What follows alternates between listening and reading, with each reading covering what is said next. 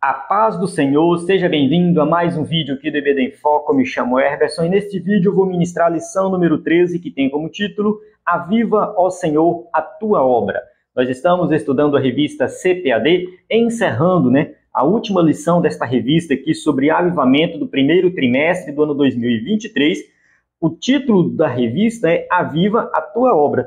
E a última lição, Aviva, ó Senhor, a tua obra. Isso aqui é a oração de Abacuque. Abacuque fez essa oração, Abacuque capítulo 3, versículo 2. Ele diz assim: ouvi, Senhor, a tua palavra e temi. Aviva, ó Senhor, a tua obra no meio dos anos a notifica. Na ira, lembra-te da misericórdia. Aqui a gente tem uma passagem muito conhecida de Abacuque que muitos pregadores usam para falar sobre avivamento. E esta lição, ela encerrando aqui o trimestre, encerrando a revista como um todo, com essa passagem, realmente é algo muito bom, algo maravilhoso, porque aqui nós temos a oportunidade de entender o contexto desse versículo. Muitas vezes ele é pregado fora de contexto, e o pastor Linaldo Renovato está de parabéns por escrever uma revista maravilhosa e uma lição também muito bem estruturada, muito bem organizada. Essa lição, ela faz a exposição de Abacuque. E neste vídeo aqui é o vídeo de destaque do EBD em Foco. Eu vou explicar a lição destacando alguns pontos. E os irmãos que acompanham o EBD em Foco sabem que quando tem uma lição expositiva, no vídeo de destaque, geralmente eu me volto mais para a Bíblia. E é isso que eu vou fazer aqui. Eu convido você a assistir essa aula até o final. Eu vou explicar a lição na íntegra, enfatizando o texto bíblico. Estou com a Bíblia aberta aqui na NVI, em Abacuque, e também na Almeida Revista e Corrigida. A revista, quando ela cita alguma passagem, ela cita na Almeida Revista e Corrigida, é assim que a gente coloca no nosso slide também. E por falar em slide, você tem acesso ao slide em PowerPoint desta lição número 13 e também o slide de encerramento, resumindo toda a revista. Nós temos esse slide que é totalmente gratuito. O slide de encerramento é gratuito, basta você acessar ebdenfoco.com e clicar no link que está no topo da página. Se você não encontrar, envie uma mensagem no nosso WhatsApp. Na descrição do vídeo tem o nosso WhatsApp que você pode falar conosco. Então, assim, é só mandar uma mensagem e nós vamos enviar para você gratuitamente o slide de encerramento. Já o slide da lição 13, você faz a assinatura para acessar o slide da lição 13 e você já vai acessar também, a partir da semana que vem, a partir de segunda-feira, o slide da nova revista, Relacionamentos em Família. O segundo trimestre, essa revista, nós estaremos aqui, se Deus quiser, firmes e fortes aqui, produzindo conteúdo desta nova revista, deste novo trimestre. Nós vamos falar aqui sobre família, um tema muito importante, aula em vídeo, áudio, PDF, slide em PowerPoint, cursos, muita coisa para te ajudar aí a ministrar uma aula de excelência. Bem, vamos lá, vamos começar aqui a nossa aula. O tópico 1, ele fala assim, o clamor pelo avivamento. Eu achei que o título do tópico 1 não se encaixa muito bem com o capítulo 1 de Abacuque, porque Abacuque ele não começa clamando por avivamento. Ele começa clamando por um agir de Deus mediante tanta coisa que estava acontecendo. Não necessariamente um avivamento. Ele vai clamar pelo avivamento lá no capítulo 3. No capítulo 1, ele começa assim. Vamos analisar aqui a passagem no capítulo 1. Ele fala assim, ó. Até quando, Senhor, clamarei por socorro, sem que tu ouças? Então ele está clamando por socorro. Ele está clamando por uma intervenção divina diante de tanto pecado. Ele não está clamando ainda por avivamento. Abacuque é um profeta que está vivendo ali na época, um pouco antes da Babilônia invadir Jerusalém. Ele está um pouco antes da primeira invasão, que foi na época de Daniel. No ano 605, é a primeira vez que Nabucodonosor entra em Jerusalém e já começa a dominar na região. E, muito provavelmente, Abacuque está profetizando no ano 607, um pouco antes. E ele está observando que a sociedade que ele vive está numa corrupção geral, uma sociedade totalmente corrupta. Ele fala assim, ó, versículo 3, por que me fazes ver a injustiça e contemplar a maldade? Eu estou lendo da NVI. Eu gosto da NVI, que ela tem uma linguagem um pouco mais clara, mas é sempre bom a gente comparar com a outra em algumas passagens. Mas vamos lá. Então ele fala assim, eu estou contemplando a injustiça, estou contemplando a maldade, a destruição e a violência estão diante de mim, a luta e conflito por todo lado, Por isso, a lei se enfraquece e a justiça nunca prevalece. Observe que Abacuque ele está preocupado com a situação da sua sociedade, da sociedade em que ele vive. Tem violência, tem conflito por todo lado, a justiça nunca é aplicada, ou seja, a justiça não funciona, a lei não é aplicada, os justos eles são prejudicados e os injustos são beneficiados. Que sociedade é essa? Você consegue perceber algum paralelo com a nossa sociedade? Não é muito diferente. Tudo bem que Abacuque viveu num contexto diferente, era um estado teocrático, no caso era a nação de Judá, que Deus tratava diretamente com aquela nação. No entanto, a gente observa ali vários pecados, um abandono completo de Deus, que é muito parecido com o que nós vivemos nos dias de hoje. A gente não pode dizer também que só tinha pessoas ímpias lá em Judá. Não, tinha o justo também. Lá tinha o justo porque ele diz aqui, os ímpios prejudicam os justos. Os ímpios aqui, nesse versículo, no capítulo 1, versículo 4, é uma referência a pessoas de Judá que não guardavam mais a lei de Deus. Eram pessoas que tinham conhecimento da lei, mas que tinham abandonado a lei. A nação estava vivendo num estado de impiedade. Os ímpios aqui é uma referência às pessoas de Judá. Mas lá também tinha justos, porque fala assim, os ímpios prejudicam os justos. Então aqui a gente observa que tinha dois grupos de Judá. E Abacuque está observando essa situação na sociedade em que ele vive. Aí Deus vai dar uma resposta para Abacuque. Abacuque está clamando por uma resposta e Deus vai dar uma resposta. Só que a resposta de Deus não é a resposta que Abacuque esperava. Abacuque, muito provavelmente, ele esperava uma resposta que outros profetas do passado já tinham escutado. Porque Deus não está falando com a nação pela primeira vez. Não é a primeira vez que esse pecado é observado, que a idolatria é observada, que a violência está acontecendo. Não é a primeira vez. Deus vem tratando com a nação há muitos anos atrás. Profetas anteriores já tinham profetizado.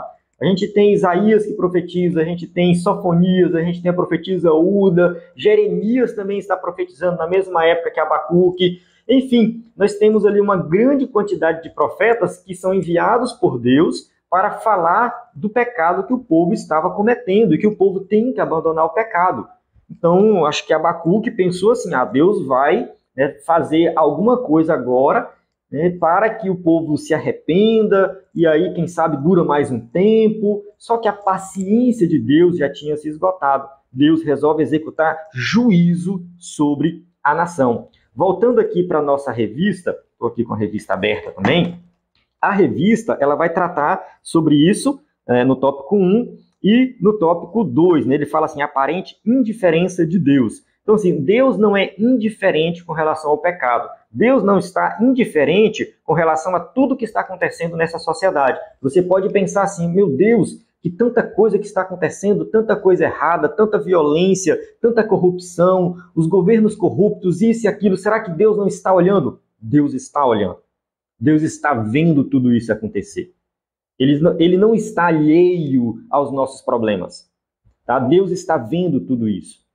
E a gente sabe que, assim, hoje, Deus deu a oportunidade de arrependimento.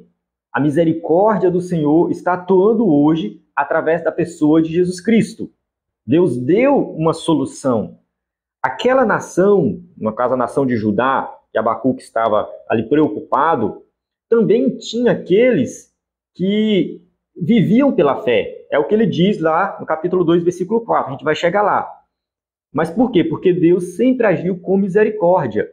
Então, aqueles que creem em Deus, que vivem pela fé, eles vão viver no meio dessa sociedade corrupta. Sim, eles vão observar tudo isso acontecendo, como Abacuque fez. Sim, eles vão muitas vezes ficar desesperados e clamar a Deus. Sim, Abacuque fez isso.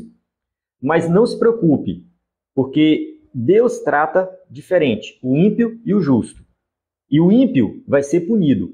No caso da nação de Judá, a gente observa a resposta de Deus a partir do versículo 5 do capítulo 1. Deus fala assim, capítulo 1, versículo 6. Estou trazendo os babilônios.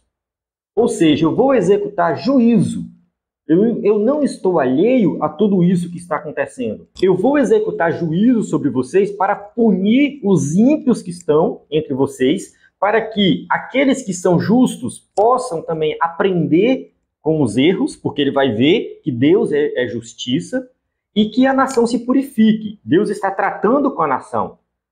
Ali a gente observa um livramento que Deus dá para muitos daquela nação. Muitos são levados para o exílio. A gente vê Daniel e seus amigos, depois a gente vê Ezequiel no ano 598, até a cidade ser destruída no ano 586, 587 mais ou menos. Até isso acontecer, Deus já tinha retirado muitas pessoas, já tinha dado livramento para muitos, e muitos que ficaram na cidade na época que ela foi destruída, né, não morreram, não foram destruídos juntos, porque Deus deu livramento. A gente tem, por exemplo, Jeremias, que ficou na cidade, viu tudo acontecer, e Deus deu o livramento para Jeremias. Não sabemos o que aconteceu com Abacuque. Nós não temos muitas informações sobre ele, se ele era novo, se ele era velho, se ele viu tudo isso acontecer, a destruição no ano 586, nós não sabemos. Mas o que nós sabemos é que muitos receberam o livramento de Deus diante da destruição, mas os ímpios, eles pagaram o preço. Tanto que o escritor da revista cita 2 vezes Salmo 9,17. Os ímpios serão lançados no inferno e todas as gentes que se esquecem de Deus. Aqui, esse texto está falando que Deus vai punir os ímpios. O ímpio não passa impune. Ele pode até viver uma vida boa aqui nessa terra, mas na eternidade ele vai sofrer a punição por causa dos seus pecados. Vamos lá, continuando aqui, quando Deus dá a resposta e fala que vai enviar os babilônios, né, que eles vão destruir, é uma nação cruel, eles vão invadir a casa de vocês, vão destruir tudo. Enfim, foi uma palavra muito pesada para Abacuque. Abacuque recebeu essa palavra, ele passa isso para o povo recebe isso, mas o povo, mesmo assim, parece que não acredita, né? Porque o povo não se arrepende. Mas muitas vezes a pregação da verdade, ela atinge o coração daqueles que já são justos, daqueles que são salvos. A gente fala hoje que Jesus vai voltar, a gente fala hoje que as coisas estão indo de mal a pior, que o pecado está dominando, que tem que ter uma mudança, que tem que ter uma transformação, que Jesus é a solução. E as pessoas não ouvem, as pessoas não param para ouvir. E essa mensagem de salvação que a gente prega, que a gente anuncia, ela é para o ímpio se converter, sim, mas ela é também para fortalecer o coração daqueles que já são convertidos, daqueles que já são salvos. Nós precisamos ouvir continuamente a mensagem do Evangelho. Então, Abacuque entrega essa mensagem, nós não sabemos a resposta do povo com relação a essa mensagem, se alguns se arrependeram ou não, nós não temos essa informação. No entanto, Abacuque ele começa a levantar um outro questionamento. O escritor da revista não coloca aqui muita coisa do capítulo 2, e eu quero falar aqui a resposta de Abacuque diante dessa mensagem de juízo, quando Deus fala que vai executar juízo ali na nação de Judá, né, através dos babilônios. Ele fala assim, ó: Senhor, tu não és desde a eternidade? Meu Deus, meu santo, tu não morrerás. Então ele começa exaltando a Deus. Ele responde a Deus, exaltando a Deus, falando que Deus é tudo, é ele que executa juízo, é ele que determina, né, o castigo e tudo mais. Só que aí ele faz um questionamento. Então, por que toleras os perversos? Por que ficas calado enquanto os ímpios devoram os que são mais justos que eles? Ou seja, Deus, por que o Senhor permite que exista uma nação perversa como os babilônios? Essa nação cruel, essa nação que destrói tudo, por que o Senhor permite isso? Por que o Senhor permite que esses ímpios, agora os ímpios aqui, não são pessoas lá de Judá. Os ímpios é uma referência aos babilônios, aos caldeus. Então, por que o Senhor permite que os caldeus, que são ímpios, venham destruir a gente? E nós não somos bonzinhos, não, mas nós somos mais justos do que eles. É o que ele diz aqui, ó. Os que são mais justos que eles. Então, Abacuque, ele começa a questionar Deus sobre essa ideia de Deus executar juízo usando a nação ímpia. E aí Deus responde a Abacuque no capítulo 2.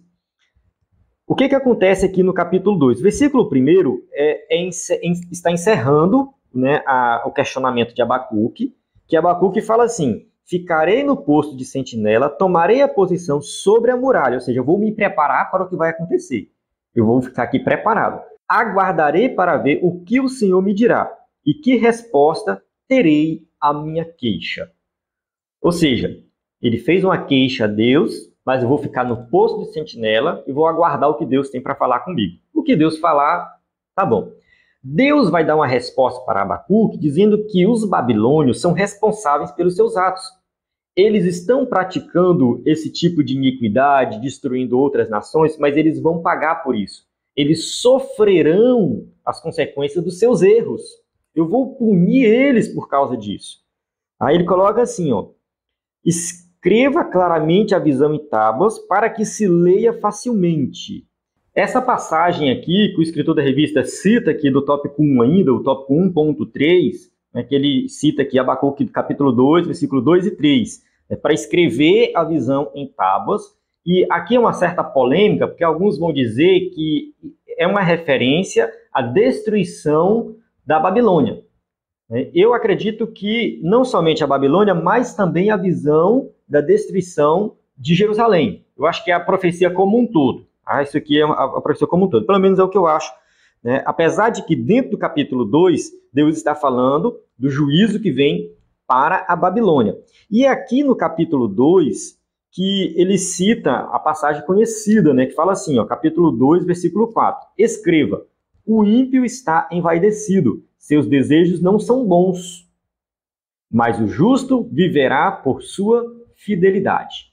Vamos ler aqui na Almeida Revista e Corrigida. Ele fala assim: eis que a sua alma se incha, não é reta nele. Ele está falando do ímpio aqui. A sua alma se incha e não é reta nele. Mas o justo, pela sua fé, viverá. Aqui ele está fazendo um contraste entre o ímpio e o justo. Como que o ímpio vive?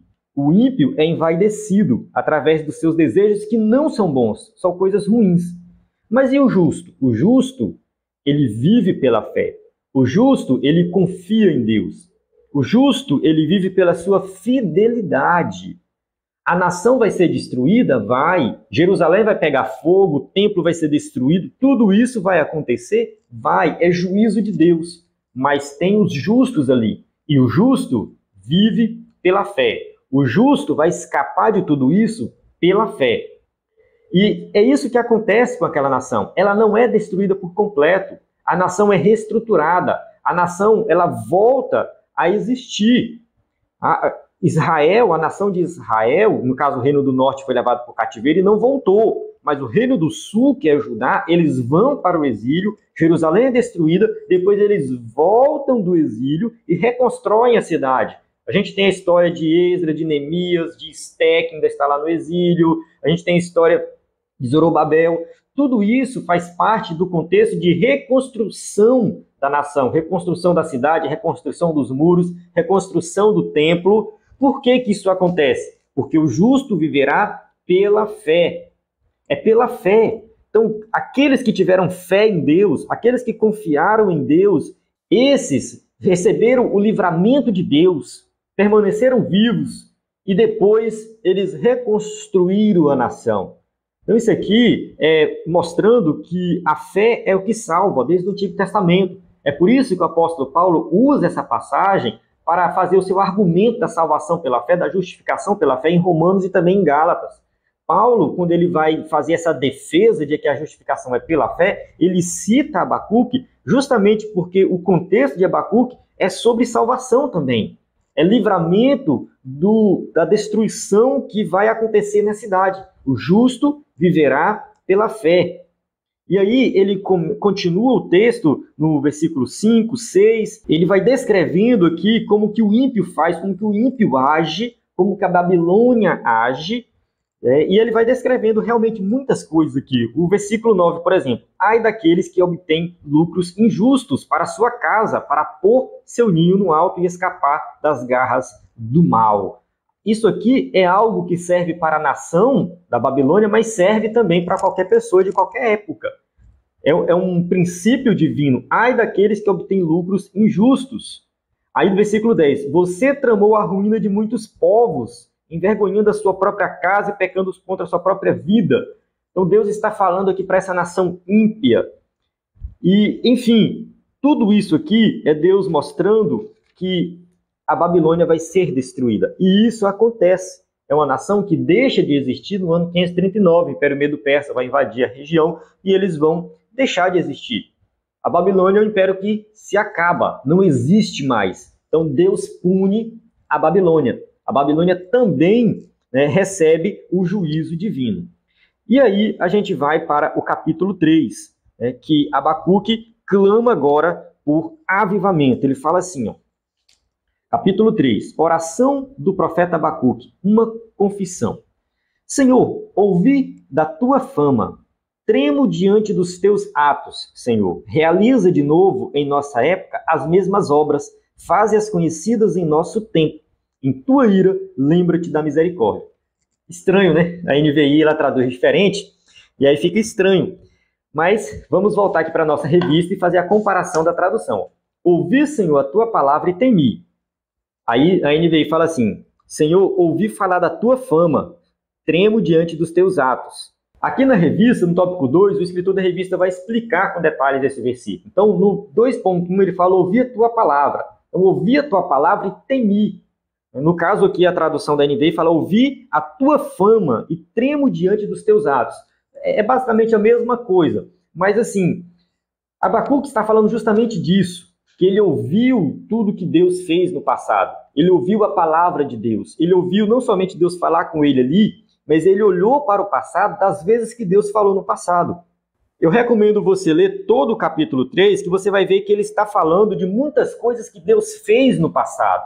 Então ele ouve a palavra de Deus, ele teme diante da palavra de Deus, e esse temor não é ter medo de Deus, mas é reverência diante de tudo que Deus faz, de tudo que Deus é. O temor do Senhor é o princípio da sabedoria, como está no Salmo 111, 10. Então nós temos que ter reverência diante de Deus. Foi isso que Abacuque fez. Então o avivamento ele vem se nós tivermos reverência diante de Deus. E aí Abacuque continua falando, ele diz assim, ó, aviva, ó Senhor, a tua obra no meio dos anos a notifica. Vamos ler de novo da NVI, que ele fala assim, ó, realiza de novo em nossa época as mesmas obras, faze-as conhecidas em nosso tempo.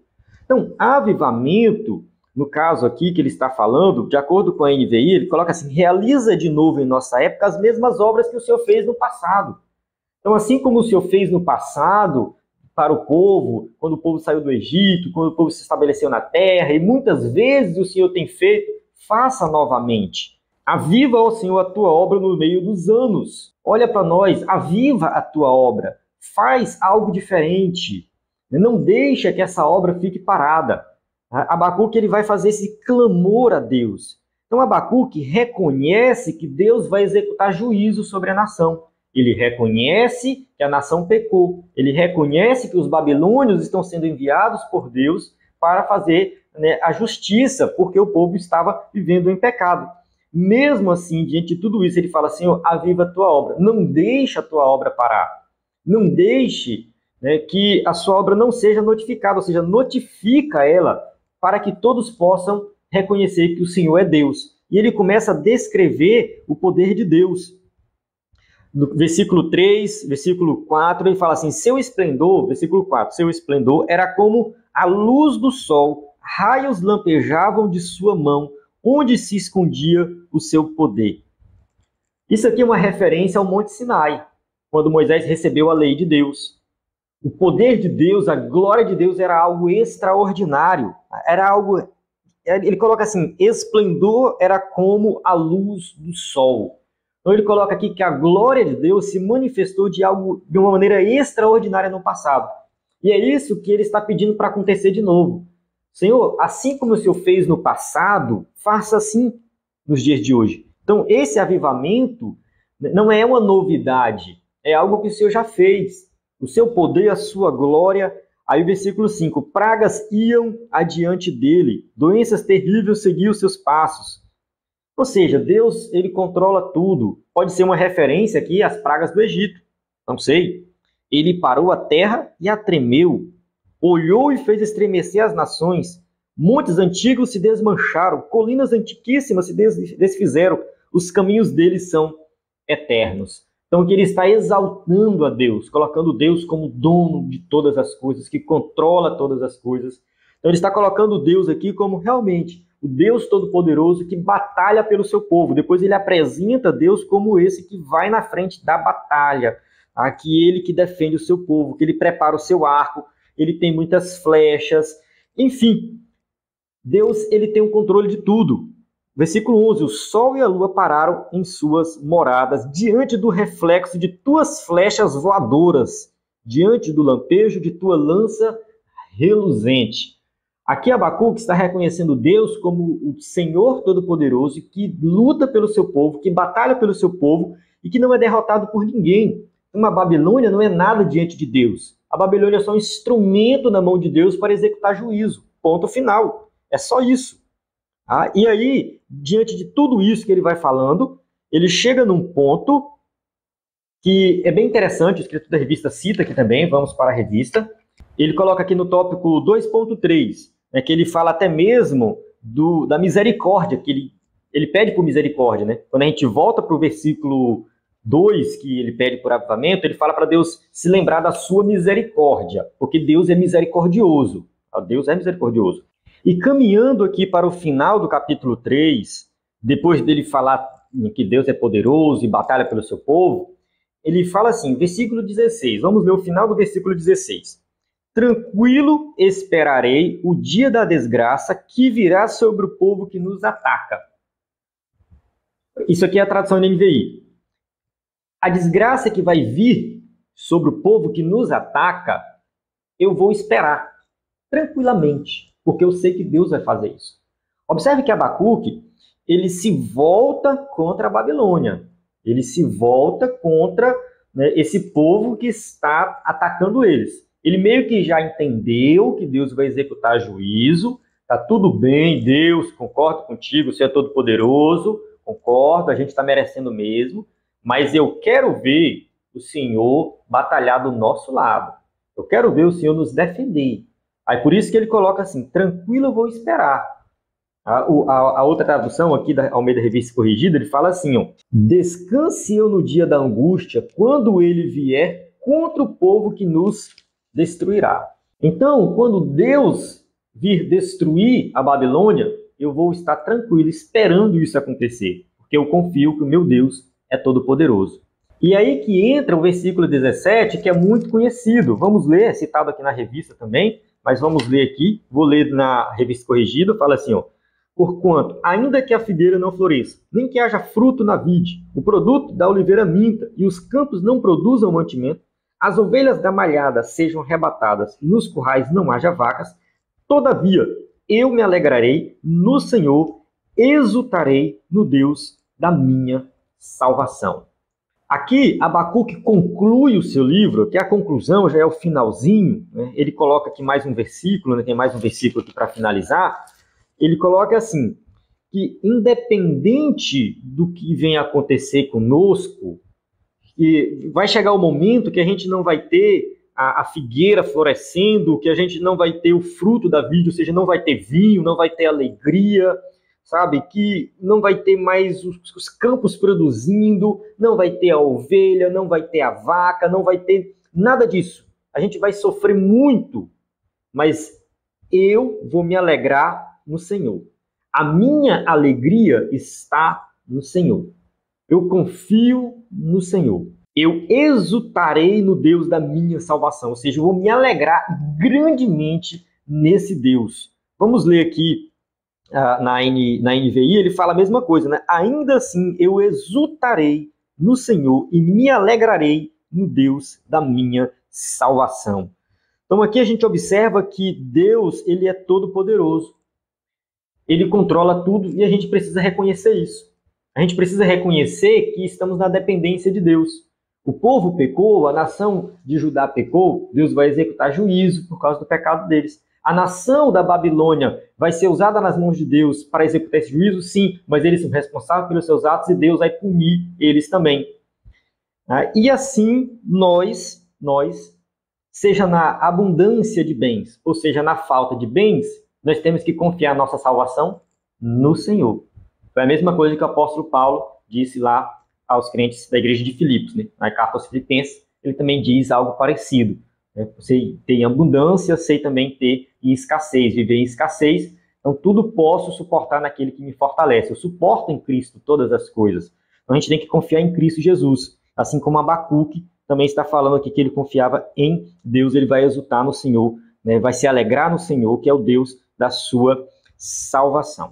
No tópico 3, o escritor da revista continua ainda no capítulo 3, versículo 2, para falar da misericórdia de Deus, mas eu quero ir logo para o final, o tópico 3.3, que fala assim, clamemos a Deus, que é uma aplicação de tudo isso, né? Aplicação na nossa vida, e a revista toda veio dessa forma, né? Ela vem com a exposição do texto, a apresentação do problema e tudo mais, e no final tem a aplicação.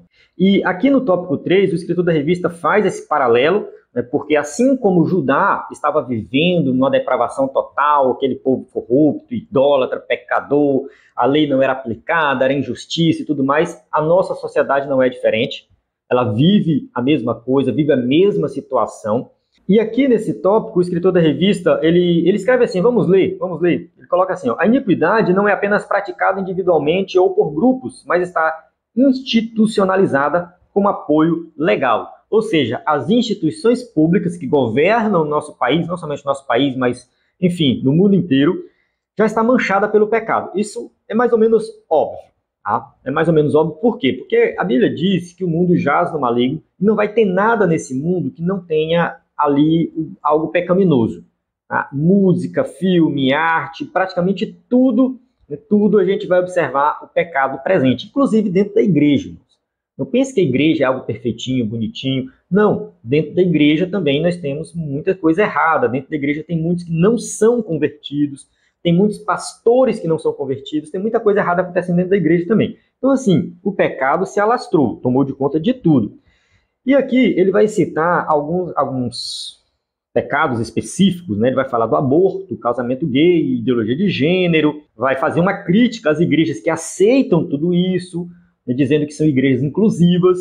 E essa parte aqui, no meu primeiro vídeo, eu fiz uma observação, um comentário sobre isso, e algumas pessoas interpretaram errado o que eu falei. Algumas pessoas, na verdade, eu acho que, assim, chegou a ponto de distorcer o que eu falei. Quando as pessoas discordam de mim, tudo bem, eu acho que você tem que discordar mesmo. Eu acharia estranho eu fazer um vídeo e as pessoas concordarem com tudo, eu acharia estranho. Aí eu acho que tem que ter discordância, mas assim, o que houve, pelo menos num comentário que colocaram no vídeo, é que distorcer o que eu falei. Aí eu achei problemático, porque assim, irmãos, em momento algum, eu disse no meu primeiro vídeo que a igreja tem que aceitar um homossexual do jeito que ele é, sem exigir mudança de vida. Em momento algum eu falei isso. O que eu disse e continuo dizendo e vou continuar defendendo é que a igreja ela tem que evitar o preconceito. A igreja tem que evitar fechar as portas para o pecador, independente de qual seja esse pecado. Porque quando entra na igreja um adúltero, está tudo bem. Quando entra um beberrão, está tudo bem. Quando entra um fornicador, está tudo bem. Agora, quando entra um homossexual, muitas vezes isso não é bem aceito. E quando eu digo aceito, não estou dizendo que a igreja tem que aceitar a pessoa do jeito que ela é e ela ir lá aceitar Jesus, continuar vivendo na vida do pecado, se batizar e continuar no pecado. Não é isso. Eu estou dizendo que a igreja tem que estar de portas abertas, sem preconceito, para que o homossexual entre, escute o evangelho, entenda o evangelho, aceite Jesus como Salvador e tenha sua vida transformada. É disso que eu estou falando. Assim como a gente vê muitas vezes uma pessoa dando testemunho na igreja, falando, eu bebia até cair, cheguei na igreja, me converti, abandonei a bebida. Eu fumava, aceitei Jesus, abandonei o cigarro. Eu vivia numa vida de prostituição e aceitei Jesus e hoje eu abandonei tudo isso. Eu traía minha esposa, hoje eu abandonei. Da mesma forma, o homossexual vai falar, eu vivia na prática homossexual e eu abandonei tudo isso depois que eu aceitei Jesus. Mas para que isso aconteça, é necessário nós evangelizarmos essas pessoas. É necessário nós chegarmos até os pecadores. É necessário nós alcançarmos os pecadores através de um relacionamento pessoal, amigável, sem preconceito, para que chegue o momento da pessoa ouvir o evangelho e ter a vida transformada. Eu não defendo a ideia de igrejas inclusivas. Para mim, as igrejas inclusivas estão erradas. Elas podem estar acertando em um ou outro ponto, mas levaram para um extremo que eu não concordo. Da mesma forma, a gente não pode levar para outro extremo, achando que o pecado da homossexualidade é um pecado pior do que os outros. Não existe isso de pecado pior ou melhor. Pecado é pecado e ponto final. Não tem um pecado que Deus odeia mais do que o outro. Entende? Uma mentirinha é suficiente para Deus fazer com que uma pessoa passe a eternidade no inferno. Uma mentirinha. Uma mentirinha, ela ofende a Deus a tal ponto que a pessoa tem que passar a eternidade no inferno por causa de uma mentirinha. Então não venha com essa de, porque tem um pecado que é pior do que o outro. Não. Diante de Deus, pecado é pecado. E nós erramos e nós pecamos o tempo todo. A diferença do crente para o ímpio é que o crente confia em Cristo. O crente aceitou Jesus como Salvador, está disposto a abandonar o pecado, está disposto a mudar de vida, está disposto a ter uma vida diferenciada, baseada em Cristo, pela fé em Cristo. Nós confiamos a nossa salvação em Cristo. É estando em Cristo que nós permanecemos em santidade. Mas mesmo assim nós erramos. Mas como estamos em Cristo, nós temos a consciência de pedir perdão dos pecados e se voltar para Deus. Mas uma mentirinha não é diferente de um pecado de um homossexual. Não é diferente. É por isso que a gente não tem que ter preconceito, entender que todo pecador precisa de Cristo, independente de qual seja o seu pecado. E andar com o pecador, como algum irmão colocou no comentário aí, o irmão Everson está ensinando a gente a andar com o ímpio. Eu pensei que era o ímpio que tinha que andar com a gente. Tipo, fazendo joguinho de palavras para distorcer o que eu falei. Eu até respondi o comentário dele lá, e eu coloquei assim, que eu não sei o que ele quer dizer com andar, mas andar, irmão, é você ter relacionamento com as pessoas. Você não tem que ficar selecionando as pessoas de acordo com o pecado delas. Eu vou ser amigo do que bebe, eu vou ser amigo do que fuma, mas não vou ser amigo do gay. Tá errado isso aí. É preconceito isso, e chega a ser considerado pecado. Entendeu? O que eu estou dizendo é isso, você não tem que fazer distinção de pessoas pecadoras para andar com você, para você levar para a igreja. Eu já toquei nesse tema uma vez aqui no EBD em Foco, e no nosso grupo, um irmão que é assinante do EBD em Foco comentou que ele tinha no passado práticas homossexuais, ele era um ímpio, vivia no mundo, e ele teve amizade com a filha de um pastor, através dela ele ouviu o evangelho, foi para a igreja, aceitou Jesus e teve a vida transformada. Entende? Mas assim, foi através de uma amizade que ele teve a oportunidade de ouvir o evangelho. Então a gente não tem que ter preconceito, a gente tem que saber lidar com qualquer tipo de pecador, porque o evangelho é para todo tipo de pecador. E Jesus andava com pecadores. Exercício para você fazer em casa. Leia os evangelhos e marque todos os versículos que diz que Jesus andava com pecadores. Jesus só andava com quem não prestava, irmão. Jesus andava com ladrões, Jesus andava com prostitutas. Alguém fala, andava com ladrões? Sim. A maioria dos publicanos eram ladrões, desviavam dinheiro dos impostos. Então Jesus andava com muita gente que não presta. Jesus andava com muita gente que era jogada à margem da sociedade, que ninguém dava nada por elas. Mas Jesus andava com essas pessoas, pregava o evangelho e elas eram transformadas pelo poder do evangelho. Então eu acredito na transformação do poder do evangelho. Eu fui criado na igreja e a minha mentalidade sobre o poder de transformação do evangelho nunca mudou. Desde quando eu me entendo por gente, eu escuto o testemunho do meu pai, dos meus tios, eles contando como que eles eram antes e como que eles se tornaram depois que aceitaram Jesus como Salvador. E eu já fiz curso universitário, já fiz teologia, nada disso mudou esse meu entendimento do evangelho. O entendimento básico do evangelho de que é o poder de Deus para a salvação de todo aquele que crê. Nada disso mudou esse meu entendimento do evangelho, que o evangelho transforma vidas. Enfim, que é somente o evangelho que transforma essa sociedade. Somente o evangelho. Eu não consigo pensar em outra alternativa. Eu não consigo pensar em outro meio. Eu não consigo pensar em um governo de direita ou de esquerda. Eu não consigo pensar em nada para mudar a sociedade que não seja o evangelho. Posso estar errado? Posso, mas eu fico errado crendo no que a Bíblia ensina. Eu prefiro ser errado crendo no que a Bíblia ensina. Que a transformação vem pelo poder do evangelho. Se não for pelo poder do evangelho, não tem outro meio de transformação. Não tem nada que possa mudar essa sociedade que não seja o poder do evangelho. E para isso, nós temos que pregar o evangelho. A igreja tem que pregar o evangelho, a igreja tem que cumprir o seu papel. e dar testemunho, e viver o evangelho na prática. A gente tem que viver o evangelho na prática. Por isso que o escritor termina aqui: segui a paz com todos e a santificação, sem a qual ninguém verá o Senhor. Hebreus 12, 14.